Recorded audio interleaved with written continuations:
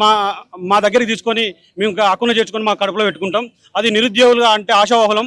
ఏ party మద్దతు ఇస్తుందన్నా మేము మద్దతు తీసుకుంటాం. ఆ తర్వాత ఈరోజు దాదాపు 10 రోజులు కావస్తున్నా, 10 రోజులు అయిపోతా ఉన్నాయి. ఇప్పటి వరకు కూడా ప్రభుత్వం నుండి అశోక్ సార్ దీక్ష చేస్తున్నాడు.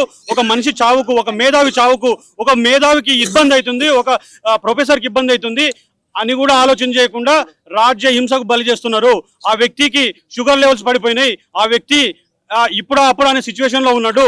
దయచేసి ప్రభుత్వం స్పందిస్తుందా లేకపోతే యుద్ధం చేస్తుందా? స్పందన యుద్ధం అనేది ప్రభుత్వం తేల్చుకోవాలి. ఒకవేళ స్పందించని పక్షాన ఉంటే స్పందించమని కూడా చెప్పండి. ఆ యుద్ధం ఎట్లా చేయాలో మేము నిర్ణయిస్తాము. మా తరపున ఇచ్చేస్తాం. మీకు అల్టిమేట్ గా చెప్తున్నాం, రేపు సాయంత్రం వరకే మీకు టైము. ప్రభుత్వానికి అల్టిమేటం జారీ చేస్తా ఉన్నాం.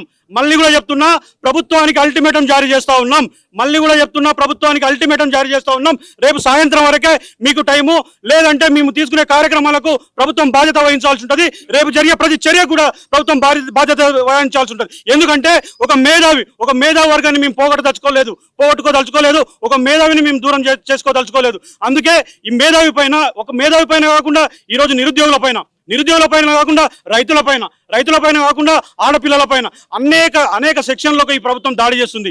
కాబట్టి నువ్వు ఆ సెక్షన్లన్నింటినీ కూడా కలుపుకోవడానికి మాకు పెద్ద ఇది లేదు. ఎందుకంటే ప్రతిపక్షంలో లేనటువంటి మీ పార్టీని అధికారంలో తెచ్చింది మేము, ఈ సెక్షన్లన్నింటినీ కలిపింది మేము. కాబట్టి తస్మాత్ జాగ్రత్త, ప్రభుత్వానికి అల్టిమేటం జారీ చేస్తున్నాం. ఇంకా ఫైనల్గా ఒకటే మాట, మీరు రేపు సాయంత్రం వరకు మా మాట విని అశోక్ సార్ దగ్గరకు వచ్చి మా డిమాండ్లకు లొంగుతారా? లేదంటే చెప్పండి.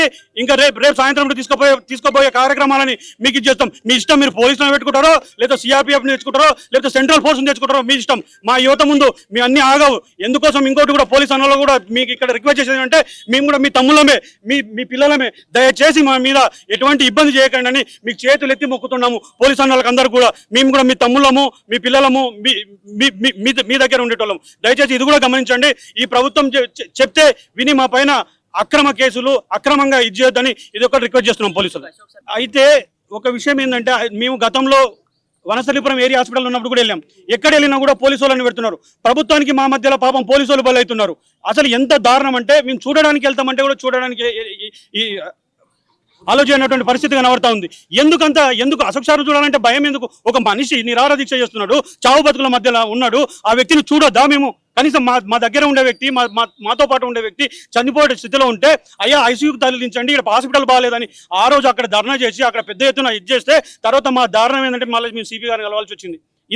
అంటే మేము కనీసం ఆ మనిషిని వేరే హాస్పిటల్, షుగర్ లెవెల్స్ 30కి పడిపోయినాయి, ఆ మనిషికి ఐసీయూ లేనటువంటి ప్లేస్లో పెట్టిండ్రు. ఆ తర్వాత ఇంకా మేము తేల్చుకున్నామంటే ఇప్పుడు ఉస్మానియాలో పెట్టిండ్రు. ఉస్మానియాలో కూడా ఐసీయూకి తీసుకోపోలేదు. ఇంకా ఐసీయూలో పెట్టే పరిస్థితికి మెడికల్ వార్డులో పెట్టారు. ఐసీయూకి తీసుకోపోలేదు. ఒక వ్యక్తికి ఐసీయూ అంటే, ఒక మేధావిని, ఒక ప్రొఫెసర్ని, ఈ తెలంగాణ ఉద్యమంలో పాల్గొని తెలంగాణలో ఉన్నటువంటి సమస్యలపైన స్పందించే వ్యక్తిని మీరు ఐసీయూకి తీసుకోపోరా? అంటే ఒక వ్యక్తిని, అంటే సమస్యలపైన స్పందించే ఏ వ్యక్తినైనా ఈ ప్రభుత్వం చూసే విధానాన్ని మనం అర్థం చేసుకోవచ్చు. అంటే ఒక సమస్యలపైన స్పందించే వ్యక్తి చావుకోకని వీళ్ళు మాట్లాడుతూ ఉన్నారు. దయచేసి ఈ ప్రభుత్వానికి రేపు సాయంత్రం వరకు మా డిమాండ్లకు తలంగాలే, లేదంటే జరగబోయే పరిణామాలకు మీరే బాధ్యులని కాంగ్రెస్ పార్టీని హెచ్చరిస్తున్నాం. బీజేపీ పార్టీ అయినా కాంగ్రెస్ పార్టీ అయినా నిరుద్యోగులను అడ్డం పెట్టుకొని అధికారంలోకి రావాలని కాన్సెప్ట్ తోటి మాత్రమే లైబ్రరీ దగ్గరకు వస్తున్నారు. మేము ఇక్కడ నుంచి ఒకటే చెప్తున్నాం, పొలిటికల్ లీడర్లు ఎవరు లైబ్రరీ చిక్కడపల్లి లైబ్రరీ దగ్గరికి రావద్దు.